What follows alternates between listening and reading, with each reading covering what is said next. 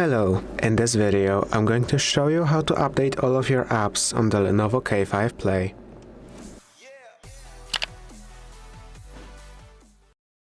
To update all of the apps, you want to enter the Play Store. Here, click on your account icon on the top right corner. Here, manage apps and device. You can click Update All, or you can click Manage, choose Updates Available, and click on all the apps you want to update. And click on this icon in the top right corner.